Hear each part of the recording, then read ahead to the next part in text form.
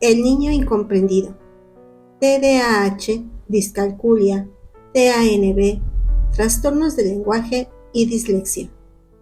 Continuidad. Capítulo 3. Trastornos del lenguaje, Joseph Artigas Pallares. La existencia de una gramática universal innata es apenas discutible. Milagros aparte, algunos componentes del genoma humano muestran el hecho de que todos los niños identifican al instante parte de su entorno por medio del lenguaje y construyen de manera reflexiva las capacidades de usted y yo que estamos ahorita mismo utilizando. La gramática universal, en su acepción moderna, es lo que define esta dotación genética. Por lo tanto, es difícil dudar de la existencia de tal teoría, tan difícil como resulta descubrirla. Entrevista a Noam Chomsky, Radio TV Continente, el 19 del séptimo mes del 2007. Ainhoa tiene 9 años. Desde muy pequeña le han apreciado doctores, profesores y psicólogos dificultades para vocalizar algunas palabras. Hasta los 4 años, su lenguaje era difícil de comprender por personas ajenas al núcleo familiar. Actualmente, tiene poca facilidad de expresión. Cuando escribe, confunde algunas letras. Cuando relata algún acontecimiento, realmente se hace un lío. No encuentra las palabras, repite, se bloquea, se pone nerviosa y finalmente lo deja correr. Le cuesta memorizar. Olvida fácilmente la información aprendida. Hay que estarle mucho encima para que trabaje. Es una niña desobediente, frecuentemente ansiosa. Todo ello no impide que muchos días se muestre como una niña amable, sensible y cariñosa. En la escuela le cuesta mucho estar atenta. Se distrae con facilidad. Su capacidad lectora es muy baja y además no entiende lo que lee. Aborrece la lectura y odia ir al colegio. A veces muestra una actitud desafiante hacia los profesores. Le cuesta seguir las normas. Fácilmente entra en conflicto con sus compañeros. Quiere imponer su criterio. Ainhoa es un desastre. No sabe lo que le ocurre. Cuando lo quiere explicar, no encuentra las palabras, pero en realidad tampoco encuentra las ideas. ¿Qué es un trastorno del lenguaje? Los niños vienen al mundo con una capacidad innata para adquirir el lenguaje.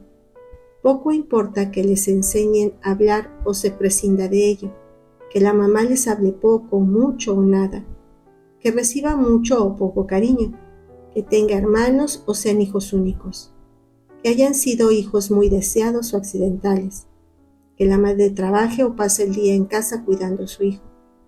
Basta con que el pequeño esté inmerso, desde bien pequeño, en un entorno donde las personas se comunican por medio de las palabras para que el lenguaje aparezca, más o menos a la misma edad, independientemente de otras circunstancias del medio.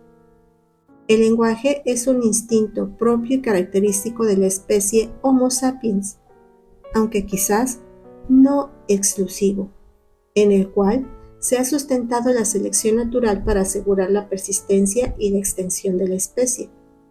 Se han llevado a cabo experimentos que indican que el aprendizaje del lenguaje se inicia en el tercer trimestre de la gestación. El lenguaje emitido desde el exterior es transmitido al seno materno a través del líquido amniótico donde el feto está inmerso.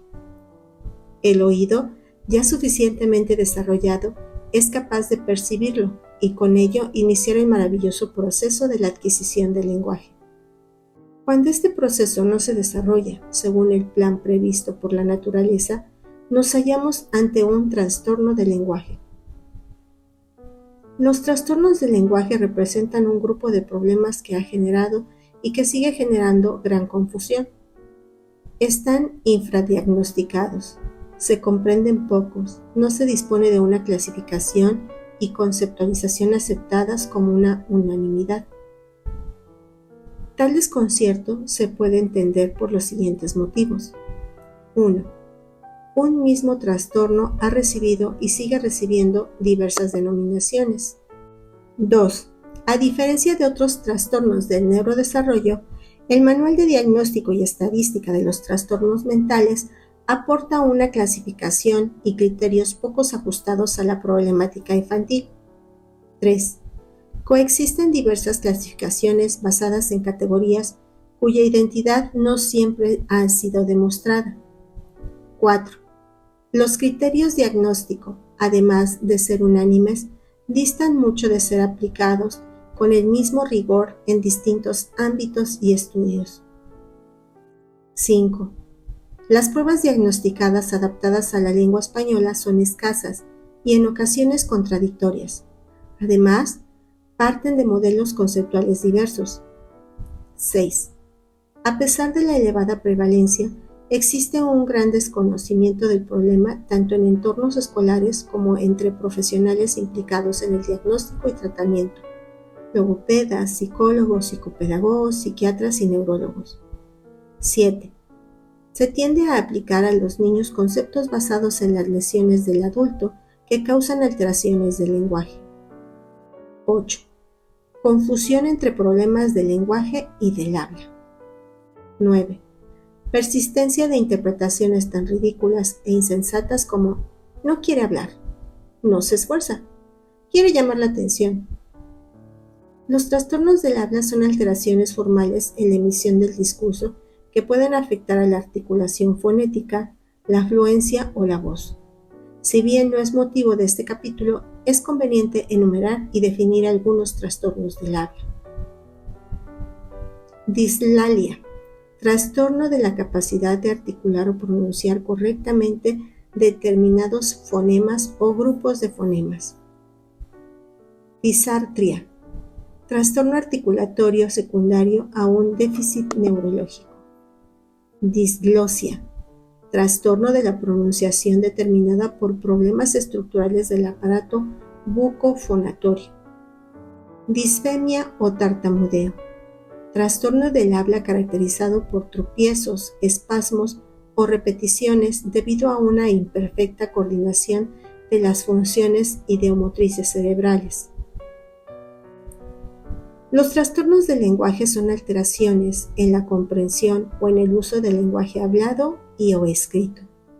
El lenguaje integra, por lo tanto, los siguientes aspectos: fonología, representación mental de los sonidos, fonemas; semántica, contenido del lenguaje, significado de las palabras; sintaxis, orden y combinación de las palabras y relación entre los elementos que conforman una frase; pragmática, uso del lenguaje como medio de comunicación adaptado funcionalmente a cada situación o contexto social, modo de utilizar el lenguaje para que cumpla su función como vehículo de comunicación.